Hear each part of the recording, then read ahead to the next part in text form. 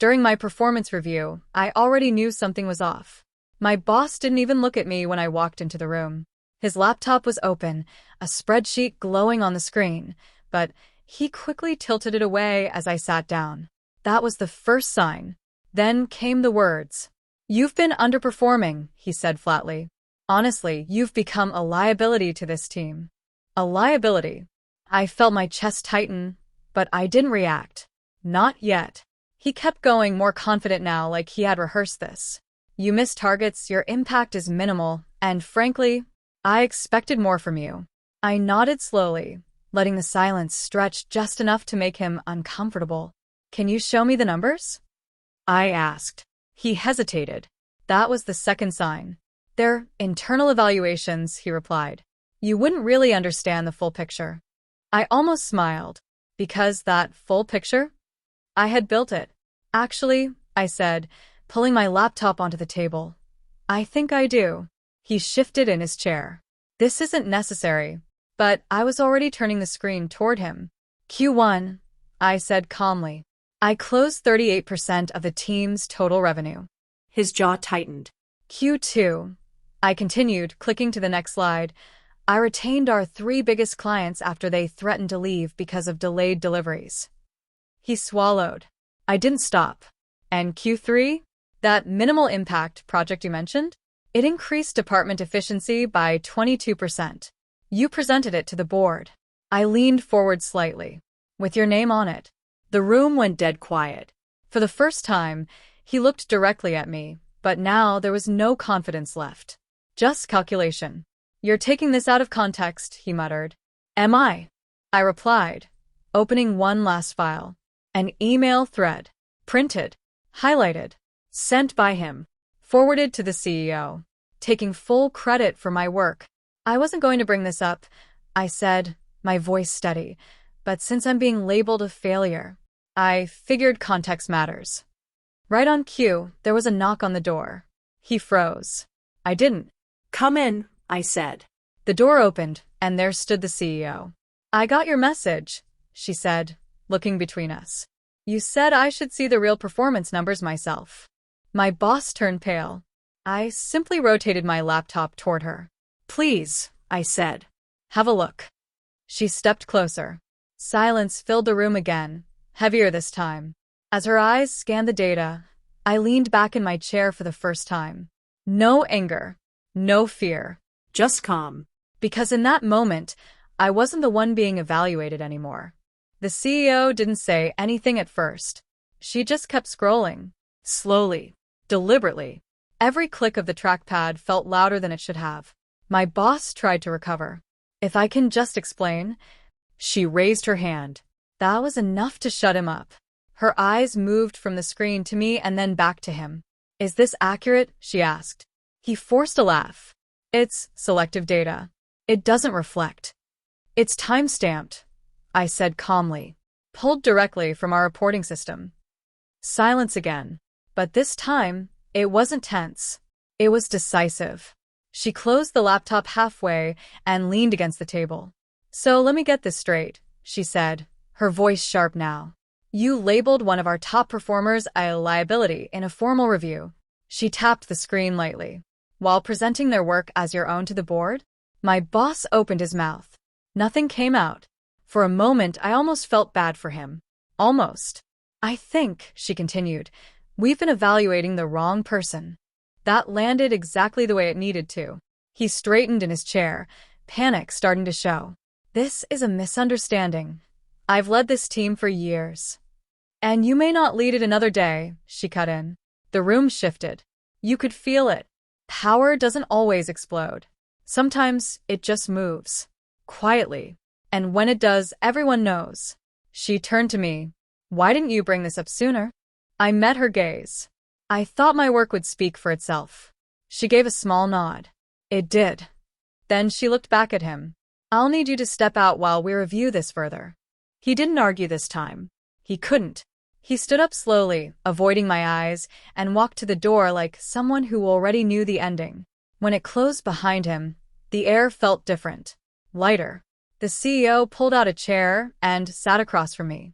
"Walk me through everything," she said. So I did. The missed credits, the client recoveries, the late nights, the subtle erasure of my name from projects I built. She listened to all of it. No interruptions. No skepticism. Just attention. When I finished, she leaned back, thoughtful. Then she said something I didn't expect. "How soon can you take over the team?" I blinked. What? "We need someone who actually understands the work, and clearly that's you." For the first time that day, I exhaled. Not out of relief, but recognition. All those months of being ignored, minimized, rewritten, they hadn't disappeared. They had just been waiting. "I can start immediately," I said. She smiled slightly. "Good." Then she stood, closing the laptop completely this time. "I'll handle the rest." As she walked out, I stayed seated for a second longer, letting it sink in. I walked into that room being called a failure, and I walked out of it running the team. The transition was immediate. By the end of that day, the whispers had already started. People who barely acknowledged me before were suddenly stopping by my desk. "Hey, congrats." I always knew something was off. "You deserved this." I just nodded, because now I knew something they didn't. They hadn't been on my side. They had just been on the safe side. The next morning, I walked into the same office, but everything felt different. Same walls, Same desks. Same people. different weight, different silence. This time, when I stepped into the meeting room, the one where I had been called a failure, everyone was already seated, waiting. For me. I placed my laptop on the table, just like the day before. But now, no one was looking away. "Let's start," I said. No hesitation in my voice. No doubt either. Halfway through the meeting, the door opened. Heads turned instantly. It was him. My former boss. Except he didn't look like a boss anymore. No confidence. No posture. No control. Just a folder in his hand and a tight expression on his face. "I was told to hand this over," he said, placing the folder on the table without looking at me. Transition documents. Access credentials. Everything he once guarded like power reduced to paperwork. I glanced at it, then back at him. "Thank you," I said calmly. He nodded once, then hesitated. Like he wanted to say something. Maybe an explanation. Maybe an excuse. Maybe even an apology. But in the end, he said nothing and walked out for the second time. Only this time, no one watched him leave, because their attention was already somewhere else. Weeks passed. The numbers improved. Fast. Cleaner systems. Better communication. Real credit given where it was due.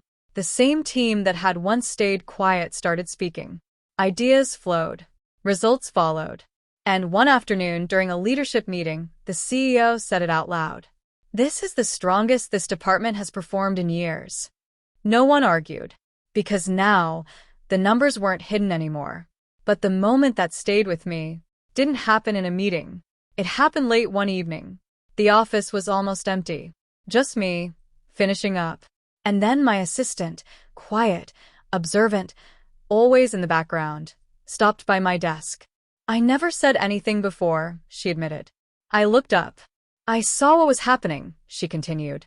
"The credit, the reports, everything." I didn't respond. I just listened. "I guess I thought if someone like you could be treated that way."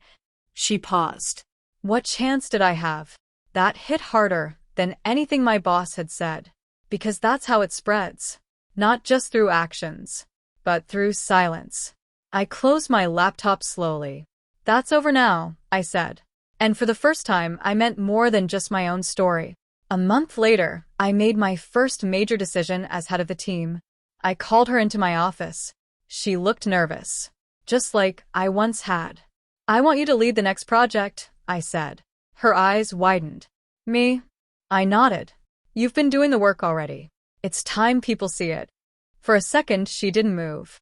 Then she smiled. Small. Real. The kind that doesn't need approval. Funny how things change. One day, you're sitting in a room being told, "You're a failure." And the next, you're the reason no one else has to hear it again. A few months later, something unexpected happened. I was invited to speak at a company-wide leadership event. Same building. Same people. but a completely different stage. As I stood backstage, waiting to be called, I caught a glimpse of the audience through the curtain. Rows of employees, managers, executives. And then, I saw him, sitting in the back. No longer part of leadership. No longer surrounded by attention. Just another face in the crowd. For a second, our eyes met. He looked away first.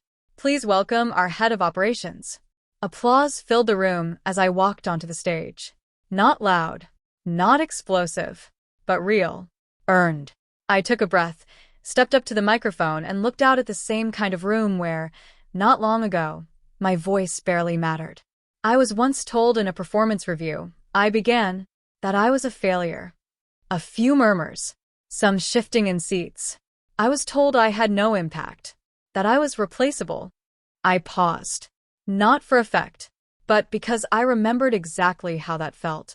And for a moment, I almost believed it. Silence. The kind that listens. But here's what I learned. I continued. When someone hides the truth about your work, it's not because you're failing. It's because the truth doesn't serve them. You could feel it land, across the room, in people who had lived it, in people who had stayed quiet, in people who were still sitting in rooms just like that one. I glanced briefly toward the back. He was still there, still looking down. I didn't win by being louder, I said. I didn't win by fighting harder. I won by knowing my value before anyone else was willing to admit it. A pause. Then softer. And by making sure the truth had nowhere left to hide. When I stepped off the stage, the applause followed me longer this time. Stronger. Not because of the position I held, but because of the story they recognized. One by one, people approached me. Some to congratulate, some to thank, and some just to say, that happened to me too. Later that night, as I packed up to leave, I found something on my desk. No name, just a small folded note. I opened it. Inside were simple words. I finally spoke up. I stared at it for a moment, then smiled, because that was it.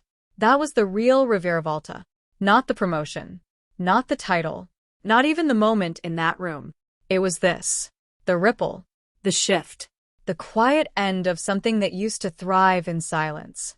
I walked out of the building, just like I had the day I was called a failure. Same doors, same night air, but this time, I wasn't carrying proof anymore. I was leaving behind permission. The next shift didn't happen loudly. It didn't come with applause, meetings, or announcements. It happened quietly, in the way people started to carry themselves. A junior analyst, someone who barely spoke in meetings before, interrupted a senior manager one morning. Actually, those numbers aren't accurate, he said, voice steady. The room froze for a second. Old culture would have crushed that moment instantly. But now? Go ahead, I said. And he did. Clear. Confident. Prepared. No one shut him down. No one dismissed him. Because something had changed. Weeks later, HR asked me to help redesign the performance review process. The same system that had once been used against me. I sat in that room, looking at templates filled with vague phrases like perceived impact, leadership impression, general contribution, subjective, flexible, dangerous. I closed the document. We're not doing this anymore, I said. They looked at me, surprised. We're tying everything to measurable results. Transparent metrics. Shared visibility. One of them hesitated. That removes managerial discretion. Exactly, I replied. We rebuilt the system from the ground up. No hidden reports. No private narratives. No room to erase someone's work behind closed doors. And the first time it rolled out, you could feel the tension. Managers adjusting. Employees watching. Everyone wondering if it was real. Then came the first review cycle under the new system. One employee walked into my office after hers. Tears in her eyes. Not from frustration. From relief. For the first time, she said, I didn't have to defend work I already proved. That was it. That was the point. Months passed again. And one day, I received an email. Short. Direct. From my former boss. Subject. Request for a conversation. I stared at it for a while. Not angry. Not curious either. Just aware. I almost ignored it. But instead I replied, "Tomorrow. 10 a.m. He arrived early. Of course he did. Sitting in the same chair I once sat in. Only now the roles were undeniable. When I walked in, he stood up immediately. "Thank you for seeing me," he said. I nodded. "What do you need?" No small talk. No pretending. He took a breath. "I made mistakes," he said. "A lot of them." I didn't respond. I thought protecting my position meant controlling everything, including the narrative. A pause. I didn't think it would catch up to me like that. There it was. Not regret for what he did. Regret for being exposed. There's a difference. "I'm not here to revisit the past," I said calmly. His shoulders dropped slightly. "I know," he replied. "I just wanted to say it." Another pause. Then he added, quieter, "You didn't just prove me wrong." He looked up at me. "You replaced the system that allowed me to be that way." That I hadn't expected. For the first time in that conversation, I leaned back, not as a defense, but as someone who no longer needed to hold anything up. "That system didn't start with you," I said. "And it didn't end with me." Silence settled between us. But this time it wasn't heavy. It was clear. As he stood to leave, he hesitated at the door, then said one last thing. "I hope I learn how to lead the way you did." I didn't answer right away, because leadership isn't something you say. It's something people feel when you're not in the room. After he left, I sat there for a moment, looking at the same space where everything once flipped. Same walls, same table, same chair, different story. Because, in the end, it was never just about proving I wasn't a failure. It was about making sure no one else had to sit in that room and wonder if they were.